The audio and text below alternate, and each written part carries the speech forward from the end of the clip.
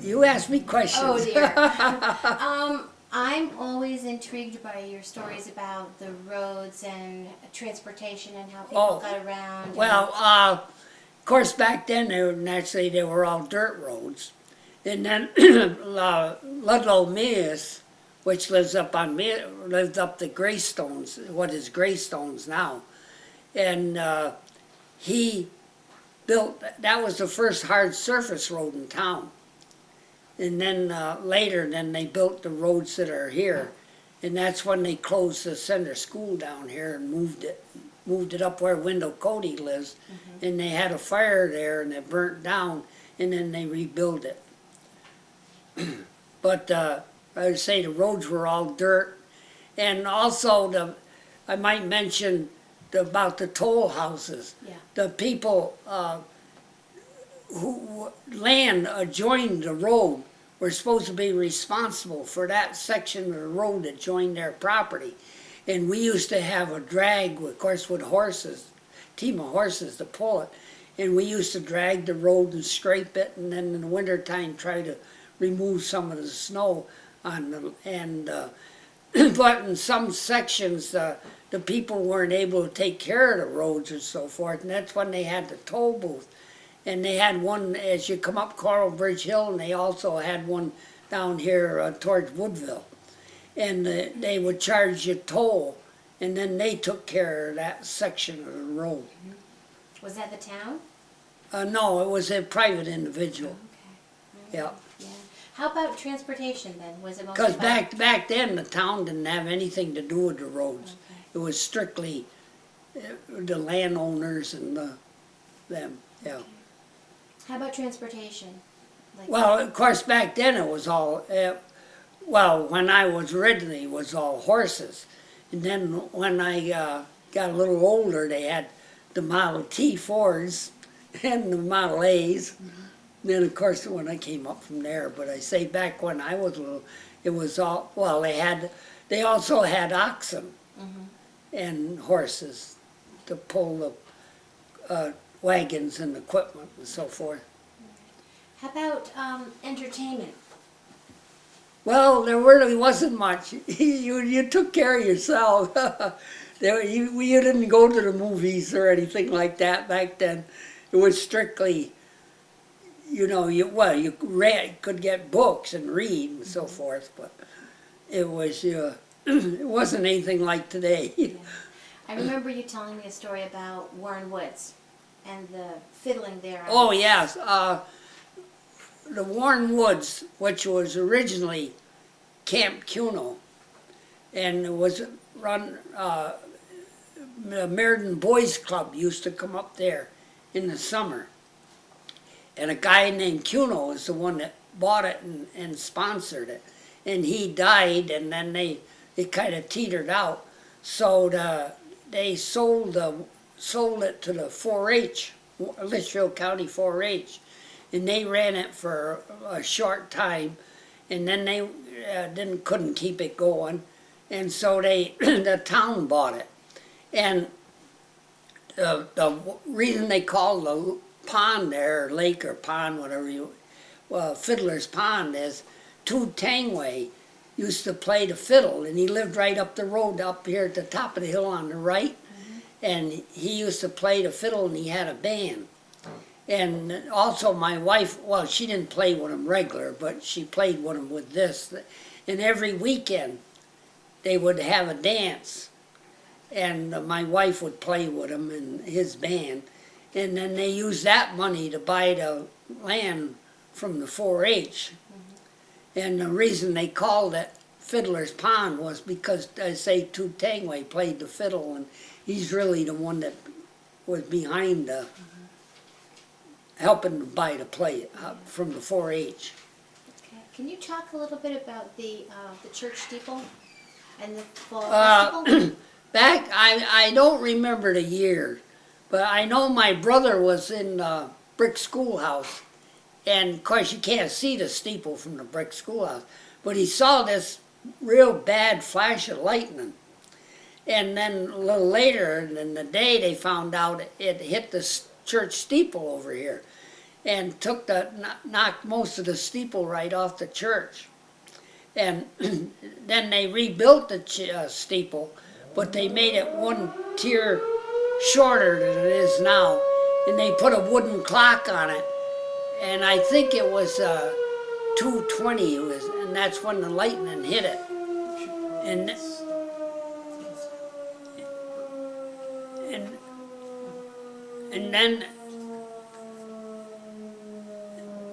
and then a few years, well, not too long ago, I don't remember what year, but they got together and they raised money and they put the steeple back the way it is. In fact, Eric Sloan was one of them that was behind this.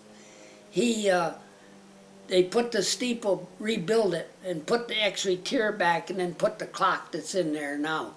And I say Eric Sloan was one of them that helped raise the money to do it.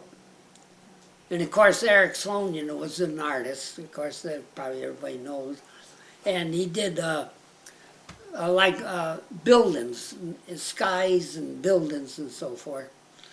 And he lived, when I first came to Warren, he lived on over on the other end of Windy Ridge Road beyond me. And I was just going to tell you, he had I think it was his niece, came up and lived with him one winter. And I was driving bus, and his niece went over to Wamogo High School. And I used to stop and pick her up.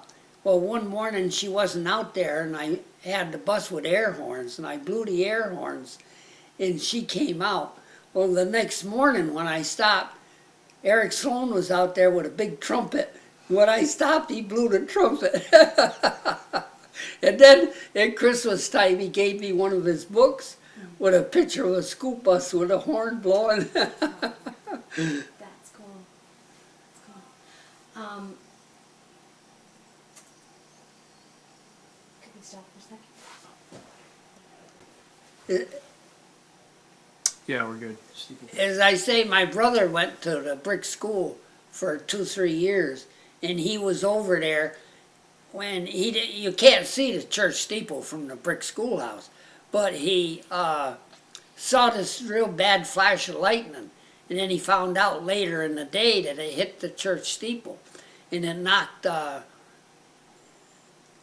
most of the steeple right off the church. And then they rebuilt the steeple, but they made it shorter than it is now. And then and they put a wooden clock on it. I think it said 2:20, which was when lightning hit it.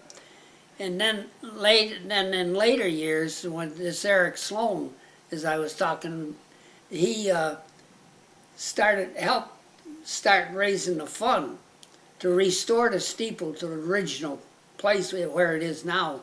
They put the extra pier or extra steps on it, and then they also put a clock, a regular clock on it, which is there now, of course. Okay. I wanted to kind of jump around a little. You also were talking to me about the quarry that your family had? Well, we had, on our land over there, we had a stone quarry, which was, in fact, it was right almost back of where my house is now, where I live. And it had a hard stone in there, and the company that rebuilt the road had a stone quarry there.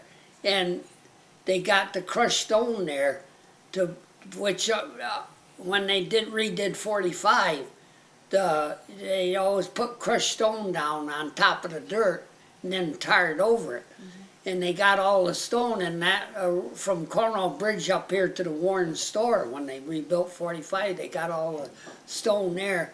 And also when you go down the hill on the right, you see a wall there, mm-hmm. and all the stone came out of the quarry to rebuild that wall. Mm-hmm. What's happened to the farm since? Pardon? What's happened to the farm since? Is it still farmed? No, it isn't a farm. After we sold it, it never was farmed after that. Can you talk about Flat Rocks? The Flat Rocks area? Oh, the Flat Rocks, which, well, now it's all flowers and weeds and grass and stuff, but originally it was all bare. And they, as I say, everybody raised their own food, and they'd raise wheat and rice or rye, and they would take them up there, cut them, and put them in bunches.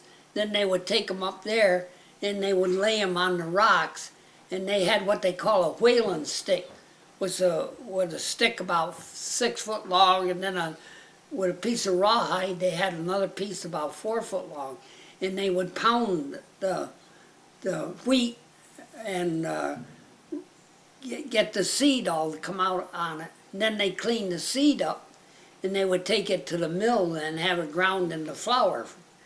That's where they got their flour for in the wintertime. Do you know anything about the other mills in town? About the what? About the other mills in town? Do you know anything about the mills or the...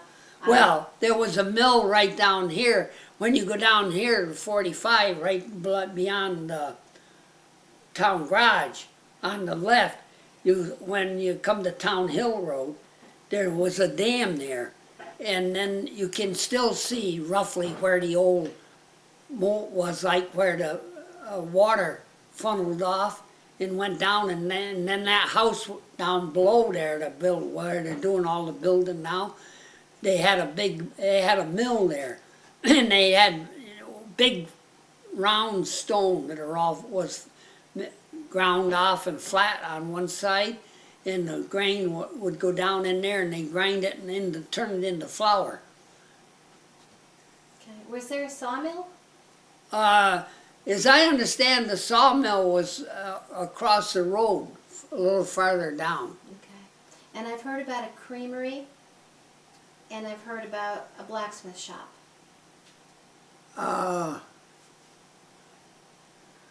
Well, the creamery up in fact, there were two places up in, when you go up 45, just before you get to the Cornwall town line, there was a creamery there that was run for a little while, and then it didn't run very long, then they closed it. They had a creamery there, and they had sold ice cream and so forth. And the blacksmith shop? I was trying to think, can't think for sure where the blacksmith shop was. Okay. I'm not sure where it was. I know they had a blacksmith shop, but we used to take our horse, well, when at my age, or when I was young, we used to take our horses down to Cornwall Bridge, and they had a blacksmith shop down there. And that's where we used to take our horses and get them reshoed and so forth. Because, of course, you had, working them all the time, you had to keep iron or steel shoes on them to protect their hoofs so they wouldn't all break up.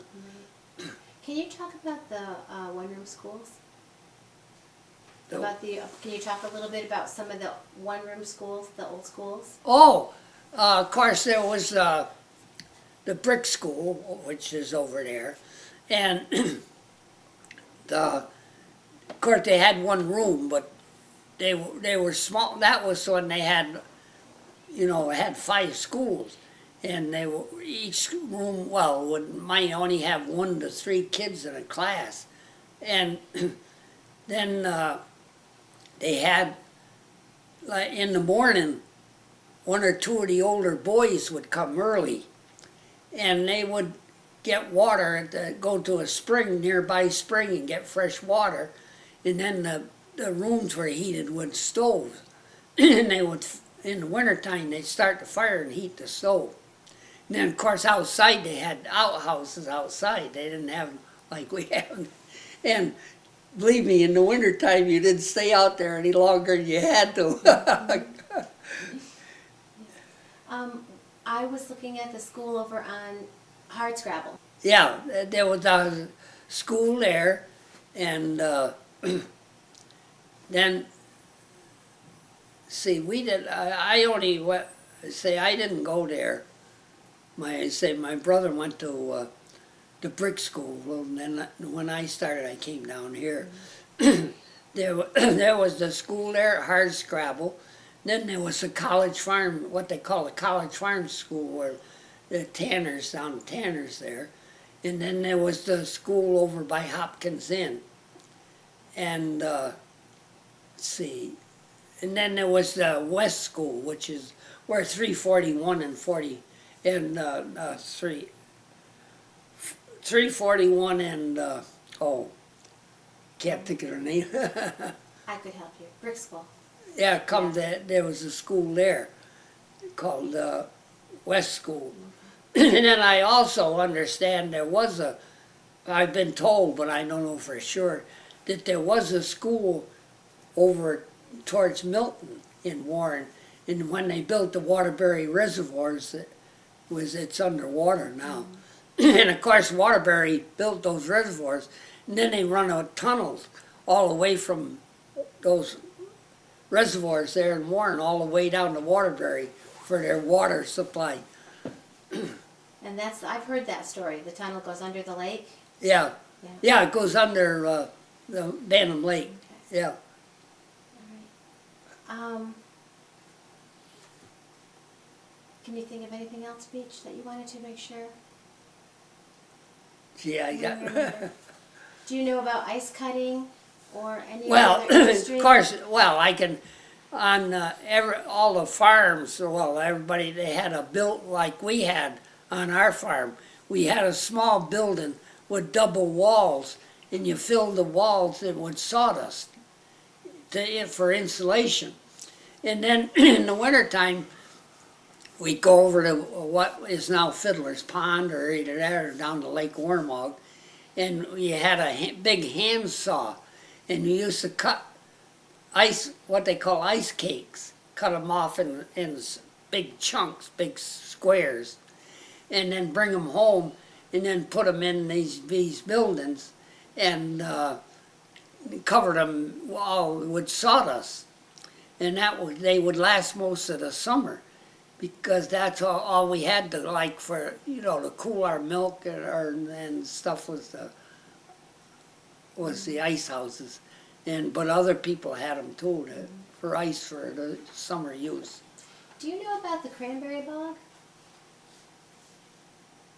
Over off Amelius? All I know, I heard there was a cranberry bog there, yes. Okay. But I don't remember ever seeing it or anything, but I remember they saying there was a cranberry bog there. Mm-hmm. Yeah. Okay. Just this side of Greystones. Yes, exactly. Yeah. Yeah. How about the eel industry? About the people raising eels, and that was a big deal for a while, wasn't it? Well, yeah, of course, as I say, back then you had to raise practically all your own food. And they used to raise, over here at the eel pond, they used to get eels. And Okay. All right, can we stop for a second? All right, rolling. well, Mrs. Carey, which is over here on Brick School Road, and she used to keep, she had a barn there, but in the daytime anyway, she used to keep the horse in the house with her. And I was going by one day with the school bus with the kids on, and the horse was down on the bottom, on the main floor, with his head out the window. So I pulled up and stopped so all the kids could see it. Yeah, she used to keep it, at least in the daytime, she kept the horse in the house with her all the time. And that barn was attached to the house, right? Yeah, Yeah. yeah. Was that the norm? Was that normal that the barn would be attached to the house? Years ago, yeah, they did. Yeah, years ago they used to, because they had, you had to be in and out of the barn, well, for milking and everything, feeding and everything, and they used to either be real close or attached, yes. Okay.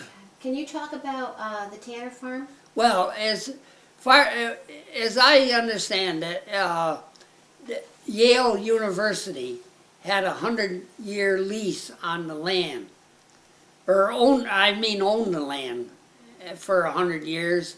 And now I don't know whether if it's still in effect or not.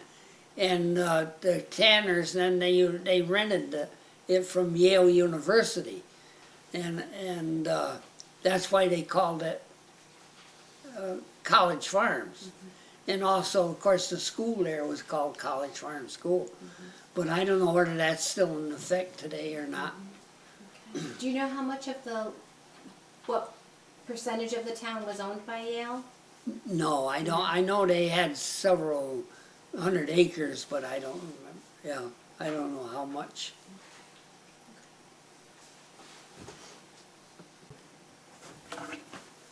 Well, as I said, I was born in November 6, 1920, and I'm 88 years old, and I was born on the farm here in town. And the farm is, well, it isn't a farm anymore, but the house is still there that I was born in. And of course, as I say, it was all dirt roads, so there was no doctors. Or you didn't go to the hospital or anything, you had the baby at home. And I was born there, and as far as I know, I'm the oldest, I'm not the oldest person in town, but I'm the oldest person that has lived here their lifetime, as far as I know. Tell us about like a day, what a day would have been like. Well, of course, on a dairy farm, as you all know, you get up at 5 o'clock in the morning, and it's 7 days a week, year round. Yeah, you milk the cows, and then you clean the stables, you fed the cows, and it was 7 days a week, the year round. And we used to take our milk, we had a spring house, and also we used the ice that we used to store.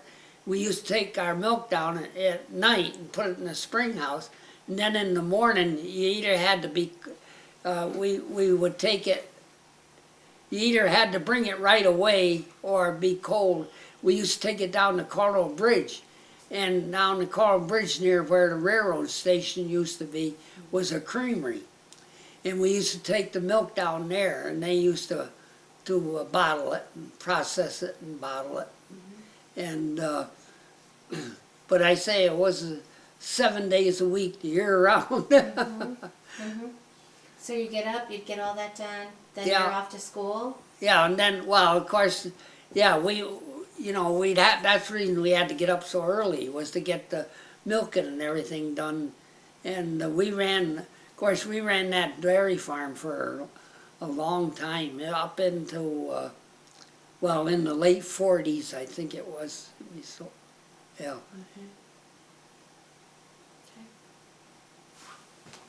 Oh, okay. Set. Beecher, can you talk about the Warren store? The history Well, of it? the Warren store was owned and run for years by my uncle, Robert Perkins. And out front he had gas tanks. And of course this was back before we had electricity. And the gas tanks were, well, they were higher than my head. And on the top they had a globe from 1 up to 5 gallons, a glass globe. And it had a handle on the side. And you would pump the gas up into that globe by hand, and for whatever amount of gas you wanted. Then there was a hose on it, and you draw the hose off into your gas, draw the gas off through this hose into your gas tank. But of course there was no electricity then. So, when you got your first car? My first car was a 32 Plymouth convertible. And then I bought new, well, a 36 Plymouth, what they called a 2-door sedan. It was like a sedan, but it was only 2 doors. And I bought it, my uncle's down in the Milford, another uncle, sold Chrysler Plymouths. And so I bought it new from him. I think it was for $640 or something. I bought it brand new. Any problems learning to drive? Well, of course, back then it was dirt roads. And we had the Model T and a Model T truck with a body on back, and we had a Model A Ford. And we used to come down here to town quite a little, and my uncle, which ran the store, had a cow and had some hay fields. We used to come down and cut the hay and stuff, and I used to drive the truck down here when when I was only like 10, 12 years old. But of course there was no traffic. You very rarely ever met any cars. So just to tell you, I went to get my driver's license when I was 16, and well, I knew it was in the Milford, and I knew the inspector, and he said, or my wife, or my mother, I mean, knew him, and I went in, and so one of the questions he asked me is, how long you been driving? And I said, since I was 12 years old. He says, well, I wouldn't put that down if I was you. Did you drive by yourself? Yeah, well, oh yeah. Yeah. Yeah, I used to drive by myself, but of course I say that it was very rarely you ever saw a car. Yeah. Because it was all dirt roads back then. Okay. That's why you didn't want it on tape. Yeah. All right. Can you talk about the lights again? You were Well, explaining the carbide lights. They had what they call carbide lights, which was a gas, and you had a big tank in the ground. Well, it was probably 4 or 5 feet across in the ground, and you had water in the bottom of it. And then up near the top you had a thing which you put the carbide in, because it was like granulated, you know, and you put the carbide in there. And then over it was a hood like glass upside down, only of course it was 4 or 5 feet across. And that hood would come, as the gas went out, the hood would come down, and then it would hit a plunger and would let more carbide down in the water, and then when it got in the water it would turn it into gas, and that would lift it back up. And it also put the pressure on the gas. And so we had gas lights in the house, in the barn and in the house. And my mother had a gas stove, and of course she also had a wood stove to cook on. But a lot of people that didn't have these gas lights, of course they used kerosene lamps and burner or stoves and stuff to run on kerosene. Do you remember them putting Oh yeah, but I don't remember what year it was. I don't remember when it was. I remember, of course, I remember, you know, when we got the electricity, but of course we didn't get it right away, is because with the gas, they were quite efficient. They worked quite good, and we had the gas lights, so we did put electricity in, but we weren't on the, you know, the first ones to do it. But I don't remember what year it was. Was it exciting or no? Oh, well, it was, of course, it was a lot more convenient. Yeah. Of course, you had to pay the light bill. Right. Right. Yep. And then, can you talk about the history of the firehouse? The history of the firehouse? Well, originally it was a Methodist church. And then when the population went down to, what, about 305, when the people all moved away, so many of the Methodists left that they couldn't keep the church going any longer. So the Wichita Grange bought it, and they had it for years, and held their Grange meetings there. And then when the town hall was built, the Grange moved over to the town hall, and then the Grange I think they gave it to the fire company for $1, gave them the building, and they had it for years, and it had a circular ceiling in it. And now I think the fire company, they took the ceiling out. I don't think it's in there anymore. You mentioned a couple times the population going down. Yeah, well, of course, originally, well, a little before my time, the population was roughly around 13, as I heard, around 1,300 people. And most all of them were small farmers. In fact, the farm that we owned or ran for years was 3 farms. It had the old cellar holes and buildings where they had the old buildings on them and stuff. It was 3 different farms. And then it was so rough around here and stony, and people had so much trouble raising crops and stuff. They moved out to, a lot of them went to Ohio. In fact, there's a town, as I understand, out there, it's Warren, Ohio, named after the people who went out there. And that's one reason you drive around on the back roads and stuff, you see so many stone walls and so forth, because people would, you know, try to clean the stone up, and they built walls out of them. And Do you know about the charcoal industry? no, I don't. Okay. I don't know what the story is on the charcoal. Okay. All right. Good. Thank you. Oh, that's it?